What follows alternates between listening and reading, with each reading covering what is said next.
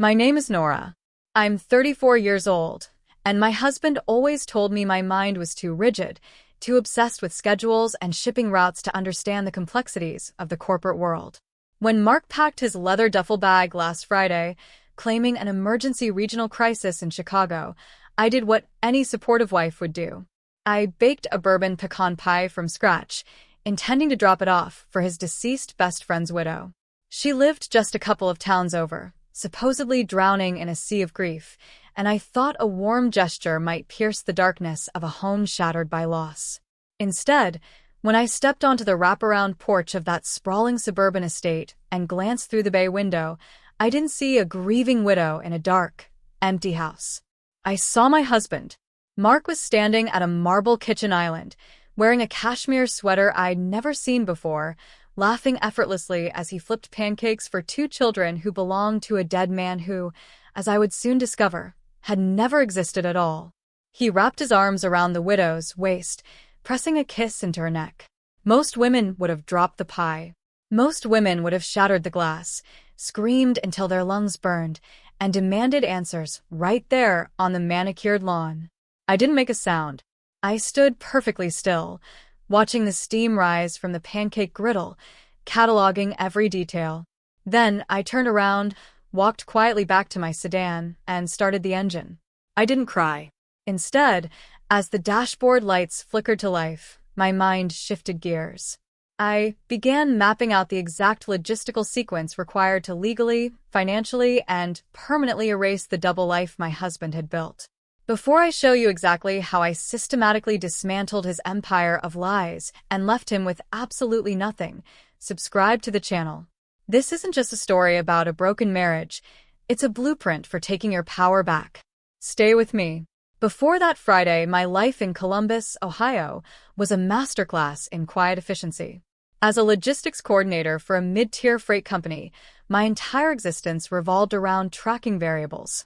I managed complex supply chains, rerouted 18-wheelers around blizzards in the Midwest, and predicted bottlenecks before they cost the company a dime. I am a woman who thrives on order. If something is out of place, a ledger unbalanced, or a shipment delayed by 3 minutes, I feel it in my bones. Mark, on the other hand, was a regional sales director. He dealt in handshakes, expense accounts, and charm. He viewed my profession with a thinly veiled amusement, often treating me like a glorified traffic cop. I remember the exact way he would adjust his silk tie in the hallway mirror, catching my eye in the reflection with a patronizing little smirk before heading to the airport. "It must be nice," he'd say, picking an invisible piece of linen off his lapel, "having a job where your biggest crisis is a flat tire in Cleveland. Try managing Q3 projections with a board of directors breathing down your neck, Nora. It's a different league." I never argued. I would just nod, hand him his perfectly packed briefcase, and watch him drive off to another essential, out-of-state summit, leaving his half-empty, cold coffee mug on the counter for me to clean. The cornerstone of Mark's perpetual absences, however, wasn't just corporate duty. It was a tragedy. Over a year ago, Mark came home devastated, claiming his college roommate and closest confidant, Greg, had died in a sudden, horrific pileup on the interstate. I had never met Greg. Mark always insisted they kept their friendship separate from our domestic life, a sanctuary of guy time, but I respected the profound mourning that followed. Mark weaponized that grief with breathtaking precision. Whenever he needed to disappear for a weekend, it was because Greg's widow, Sarah, was having a breakdown and needed help winterizing the house. Whenever large, unexplained sums of money were withdrawn from our joint checking account, it was a temporary loan to help Sarah keep the kids in their private school. He would deliver these updates with heavy sighs, his voice dropping an octave into a solemn register that dared me to question him. His eyes would well up just enough to force me into the role of the comforting, understanding wife. It was a flawless performance. Our home ran on this rhythm. The quiet hum of the refrigerator, the predictable schedules, the ghost of a dead man subsidizing my husband's absences. Everything seemed perfectly optimized, a system functioning exactly as designed. But a system is only as secure as its data. I had decided to bake that pie because the Ohio winter was setting in fast, and I genuinely felt a pang of guilt for the woman I imagined sitting alone in a cold house. I pulled up the address Mark had given me months ago for floral delivery. I entered it into my phone, expecting a standard route into the affluent northern suburbs. I am a woman who spends 10 hours a day staring at digital maps. I know distance. I know fuel consumption. And as I backed out of my driveway, listening to the soft automated voice of the navigation system, a tiny, almost imperceptible discrepancy in the mileage calculation blinked on the screen. The transit time didn't match the zip code's median traffic flow. It was a minor anomaly just a few minutes off the standard grid. Nothing a normal person would care about. But I wasn't a normal person. The variable was out of place, and I was about to follow that deviation all the way to a wraparound porch, where the illusion of my life would end, and the real work would begin. The neighborhood was a sprawling labyrinth of upper-middle-class isolation, the kind of development where the houses were too large for their lots, and the silence felt expensive. It was a gated community just north of the city limits, 40 miles from the home we shared, and 1,000 miles away from the life I thought we had built. The navigation system led me to a pristine cul-de-sac. The address corresponded to a modern craftsman estate with charcoal-colored siding and a wraparound porch that belonged on the cover of an architectural magazine. I didn't pull into the sweeping, brick-paved driveway. My practical, mid-priced sedan would have been a glaring anomaly against the polished expanse of macadam. Instead, I parked 2 blocks down, beneath the skeletal branches of a dormant oak tree. The engine ticked as it cooled. I sat there for 3 full minutes, the bourbon pecan pie resting on the passenger seat, radiating a faint, cinnamon-laced warmth. My pulse was steady. I wasn't panicked. I was simply recalibrating. When I finally stepped out of the car, the Ohio evening had turned bitterly cold. The frost was already beginning to crystallize on the manicured lawns. I carried the bakery box by its string, my leather gloves muffling the slight creak of the cardboard. I walked with the measured, deliberate pace of a woman performing a routine inventory. No rush. No hesitation. As I approached the property, the ambient glow of the house spilled out onto the dark lawn. The large bay windows at the rear of the house were uncurtained, framing the interior like a glowing diorama. I didn't go to the front door. The brass knocker felt irrelevant now. Instead, I moved silently along the side of the house, my boots making no sound against the frosted mulch of the garden beds, until I stood just beyond the reach of the patio light. The scene inside was breathtakingly domestic. It wasn't just the sight of Mark that anchored my feet to the frozen earth. It was the absolute, cellular comfort with which he occupied the space. If he were merely a supportive friend visiting a grieving widow, there would be a polite distance, an awkwardness in the geometry of their bodies. There was none. He was standing at the massive marble kitchen island. The tension that permanently resided in his shoulders whenever he was in our kitchen, the subtle bracing for a work email, the performative exhaustion, was completely gone. He was leaning casually against the counter, holding a glass of dark red wine. Sarah was not a woman drowning in sorrow. She was radiant. She moved through the high-end kitchen with the fluid grace of someone who had never had to budget for groceries. She was wearing a silk lounge set that draped perfectly over her slender frame. As I watched, she walked past Mark, and without looking, he reached out and rested his hand perfectly on the small of her back. It was a micro-movement, an unconscious reflex built on years of muscle memory. It was the touch of a husband, not a friend. 2 children, a boy and a girl, were sitting at the island, eating pancakes. The orphans. Mark leaned over and playfully ruffled the boy's hair, saying something that made the child throw his head back in laughter. I didn't gasp. I didn't drop the pie. The physical shock was instantly suppressed by the sheer, crushing weight of empirical evidence. My mind, trained to track thousands of moving parts across continents, instantly began to reverse engineer the illusion. My eyes drifted from the kitchen island to the adjoining living room. The wall was painted a soft, muted gray and was entirely covered in a meticulously arranged gallery of framed photographs. Even from the garden, the high-definition lighting made the images crystal clear. I scanned them methodically, row by row.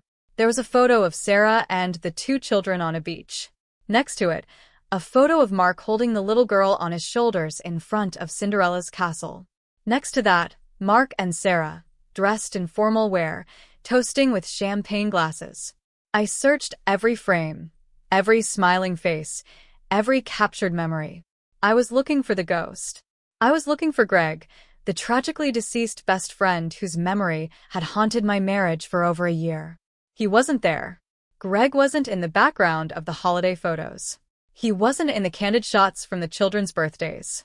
There was no shrine to a fallen father. There was only Mark. Mark at Thanksgiving. Mark on a ski slope. Mark, aging backward through the photographs, proving that this wasn't a sudden affair born of shared grief. This was a parallel infrastructure.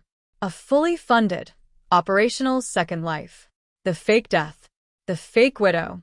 The late-night phone calls where he would sit on the edge of our bed, rubbing his temples, whispering words of comfort to a woman he claimed was on the brink of suicide. It had all been a brilliantly executed logistical smokescreen to funnel time and resources from my life into hers. A lesser woman would have marched up those steps. She would have pounded her fists against the double-pane glass, demanding to be seen. She would have screamed until her throat bled, desperate for the immediate, fiery release of confrontation.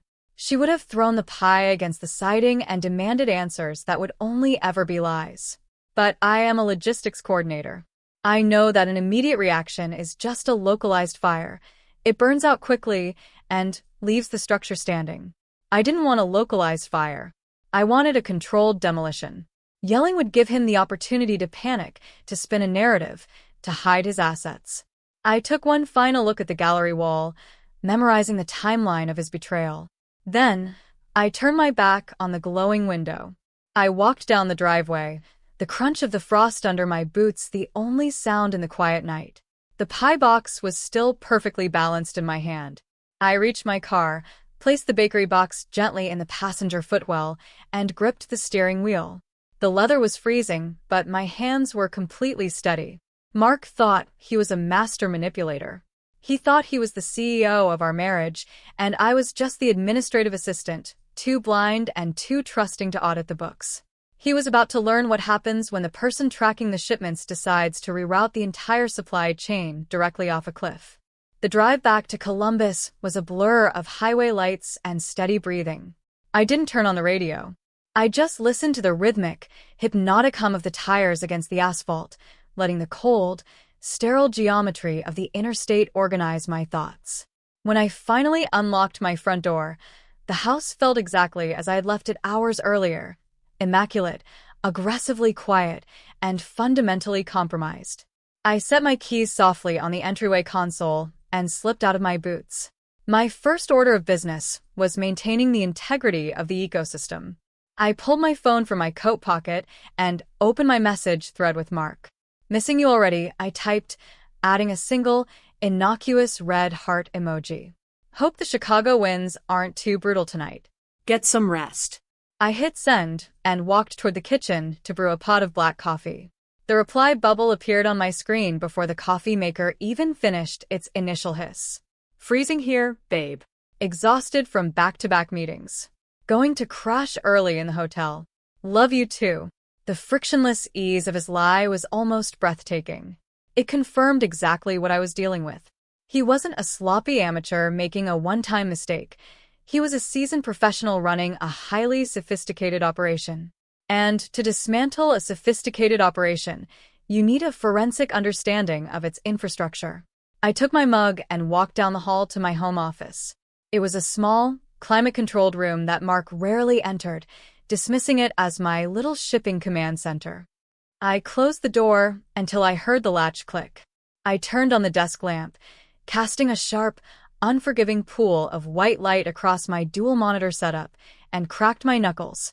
As a logistics coordinator, my entire career is built on tracking missing freight across complex, fragmented global systems. To me, money is just freight. It leaves a point of origin, travels through a network of intermediaries, and arrives at a destination. You just have to know how to read the shipping manifests. I started with the easiest entry points, our joint checking and savings accounts. To an untrained, trusting eye, the monthly outflows looked like standard upper-middle-class overhead.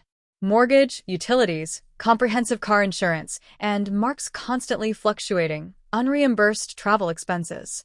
But I wasn't looking at the macro-level comfort.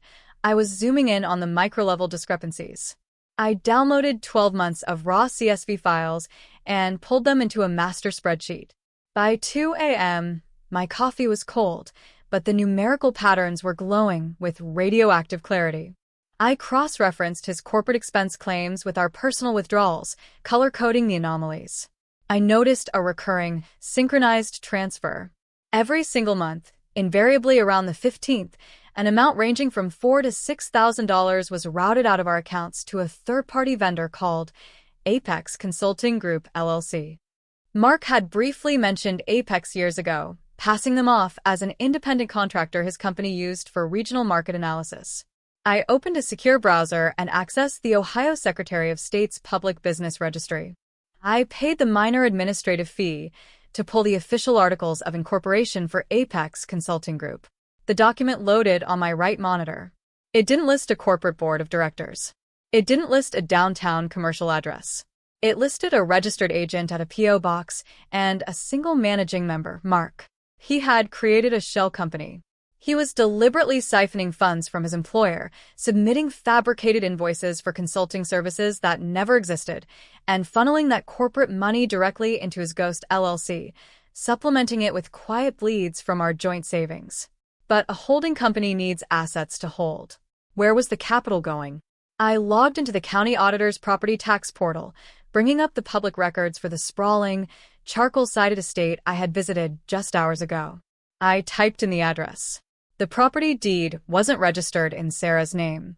The title was held by a revocable living trust, the sole financial beneficiary and guarantor of which was Apex Consulting Group. The sheer audacity of the architecture pinned me to my ergonomic chair. Mark wasn't just paying for Sarah's premium silk loungewear or her children's private tutoring. He had bought the physical house. He was servicing a massive, luxury mortgage using stolen corporate funds and my hard-earned savings, masking the entire money laundering scheme under the impenetrable guise of crippling grief for a phantom best friend. My husband wasn't just a cheating narcissist. He was a corporate embezzler actively committing systemic wire fraud. I leaned back, the blue light of the monitors reflecting in the dark glass of the office window. Mark was currently 40 miles away, wrapped in high-thread count sheets, believing his obedient, mathematically illiterate wife was fast asleep. He had absolutely no idea that the spreadsheet open on my screen wasn't the foundation of a messy, tearful divorce. It was the meticulously documented scaffolding of a federal indictment. If you're watching this and you've ever had to work twice as hard just to get half the respect, hit that subscribe button. Because this story is about what happens when you stop being polite and start keeping receipts. Stay with me. The hardest part of a covert operation isn't the data collection. It's the physical proximity to the target while the trap is being set. When Mark returned from his exhausting Chicago summit on Sunday evening, I was waiting in the foyer. I took his leather duffel bag, kissed his cheek, and listened with an expression of mild, supportive concern as he complained about the turbulent flight and the endless boardroom debates. He smelled faintly of a cedarwood cologne he never wore around me. I didn't flinch. I simply hung his coat in the closet and offered to warm up dinner. By Tuesday, my legal and corporate traps were fully architected. I had taken a discreet half-day from the logistics firm, paying cash for a 2-hour consultation with a ruthless, high-end family law attorney specializing in asset protection. Together, we drafted a document so aggressively dense and heavily coded in bureaucratic legalese that it would make a seasoned paralegal's eyes water. We titled it the Spousal Fiduciary Segregation and Asset Reallocation Addendum. In plain English, it was an ironclad post-nuptial agreement paired with a comprehensive joint debt waiver.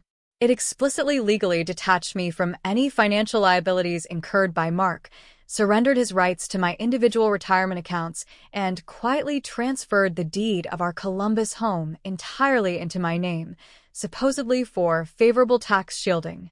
The genius of the trap relied entirely on Mark's fundamental flaw, his staggering arrogance. He genuinely believed that because I spent my days calculating freight mileage and managing truck drivers, I was incapable of grasping high-level finance. I presented the snare on a Saturday morning. The Ohio sun was streaming through the kitchen windows, illuminating the dust motes dancing over the granite countertops. Mark was sitting at the island, aggressively scrolling through his phone, likely checking in on Sarah, while sipping his espresso. I slid a sleek, manila folder onto the counter, right next to his elbow. "What's this?" he asked, barely glancing up from his screen. "Bureaucratic nightmare," I sighed, adopting the tone of a deeply bored, slightly overwhelmed administrative drone. "My company is restructuring the executive pension tiers and the freight union liability coverage. HR needs this sign to shield our personal assets from any corporate transport litigation. It's just standard marital waiver stuff." The notary at the bank already stamped my side. I placed his favorite Montblanc fountain pen on top of the file. He finally looked at the thick stack of paper, his brow furrowing in irritation. He flipped to the second page, his eyes skimming the dense blocks of Arial font detailing, fiduciary severance, and equitable indemnification. He lasted exactly 4 seconds before his eyes glazed over. To a man accustomed to having junior analysts summarize reports for him, this was tedious, beneath his pay grade, and most importantly, it was my trivial work problem, not his. "Christ, Nora, your HR department is living in the Stone Age," he muttered condescendingly. He didn't read the clauses that stripped him of his equity in our marriage. He didn't read the paragraph legally isolating him from me in the event of federal fraud charges. He just uncapped his pen. The heavy, metallic scratch of his signature across the dotted line was the loudest sound I had ever heard. He signed all 3 copies, handed the folder back, and returned to his phone. He had just voluntarily locked himself in the financial burning building and handed me the only key to the fire escape. With my perimeter secured, it was time to light the match. The following afternoon, I drove to a post office 3 towns over. I wore a generic dark coat and a baseball cap pulled low, avoiding the security cameras with the practiced ease of a woman who tracks transit routes for a living. I carried a standard, padded priority mail envelope. Inside was a sterilized, encrypted USB drive and a printed, 80-page dossier. The envelope was addressed directly to the Chief Compliance Officer and the head of internal audit at Mark's corporate headquarters. The dossier was a masterpiece of forensic accounting. It contained the Ohio Secretary of State filings for his shell company, Apex Consulting Group. It cross-referenced the dates of his fabricated vendor payments with the closing dates and mortgage installments for Sarah's luxury estate. I had even included the IP logs from our home router, proving he was authorizing the fraudulent corporate wire transfers from our IP address while claiming to be on out-of-state client visits. It was cold, empirical, and completely anonymous. I handed the envelope to the clerk, paid in cash, and watched the package drop into the outgoing bin. There was no going back. The audit bomb was officially in transit. A week later, Mark stood in our bedroom, cheerfully packing his bags for the company's mandatory annual executive review in Aspen. He folded his cashmere sweaters, slipping the black corporate American Express card into his leather wallet with a satisfied smirk. He was planning to fly Sarah out the moment his meetings concluded. He kissed my forehead, promising to bring me back a souvenir, completely unaware that the board of directors wasn't preparing a suite for him in Aspen. They were preparing a firing squad. The annual Q4 Executive Gala was always held at the Capitol Club, a sprawling, mahogany-paneled fortress situated on the 32nd floor of downtown Columbus's most imposing skyscraper. It was a space engineered entirely for corporate pageantry, smelling faintly of dry-aged ribeye, heavily polished brass, and unchecked ego. For the executives in Mark's division, this dinner was the ultimate validation loop, a night to trade aggressive handshakes, sip top-shelf scotch, and pretend their regional sales margins were changing the world. Mark was in his absolute element. I stood a few feet away, holding a highball glass of sparkling water, silently cataloging his performance. He was stationed near the floor-to-ceiling windows overlooking the glowing city grid, swirling a generous pour of Macallan. He was holding court with the chief financial officer and 2 senior vice presidents, projecting the exact aura of a rising corporate star. He wore a brand-new, bespoke midnight blue suit, a garment undoubtedly financed by the phantom invoices of Apex Consulting Group. Every time he laughed, throwing his head back with that practiced, effortless charm, I watched the heavy gold watch on his wrist catch the ambient light of the chandeliers. I felt no anger. My pulse rested at a remarkably steady 60 beats per minute. I was wearing a structured, deep emerald silk dress that left no room for vulnerability. It was the armor of a woman who had already won the war and was simply waiting for the opposing general to realize his army was dead. In my structured clutch purse, pressed against my phone, rested a perfectly folded, high-density cream envelope. It did not contain the 80-page audit dossier that was already sitting heavily on the mahogany desks of the men across the room. The envelope in my purse contained the executive summary of his ruin, the case number for the federal fraud tip, a copy of the recorded deed transfer legally severing him from our home, and a freshly stamped petition for the dissolution of marriage, enforcing the very asset waiver he had arrogantly signed without reading. The acoustics of a high-stakes corporate room are fascinating if you know how to listen. The baseline hum of arrogant chatter is constant, but the micro-shifts in tone tell the real story. At exactly 8:45 p.m., the frequency of the room changed. I watched the heavy double doors at the entrance swing open. 3 men in slate gray off-the-rack suits walked in. They didn't head for the open bar. They didn't smile. They carried the distinct, heavy-footed posture of federal compliance auditors. They bypassed the cocktail tables and moved directly toward Richard, the company's CEO, who was standing near the ice sculpture. I watched one of the men lean in and murmur something into Richard's ear. Richard's posture stiffened instantly. The polite, paternal smile evaporated from his face, replaced by a cold, pale mask of corporate survival. He glanced at the document the auditor handed him, his eyes scanning the first page. Then, slowly, deliberately, his gaze lifted and locked directly onto Mark. It was time. I walked over to where my husband was standing, my heels silent against the thick Persian rug. As I stepped into his periphery, he broke off his sentence, offering me a dazzling, proprietary smile. He wrapped his arm around my waist, pulling me into his side to present me to the CFO. And here she is, the woman who keeps the home fires burning. Mark beamed, patting my hip. My anchor. The CFO smiled politely, but his eyes darted nervously over my shoulder. He had already noticed the CEO advancing toward us, flanked by the men in gray. I leaned into Mark's side, projecting the image of a devoted wife.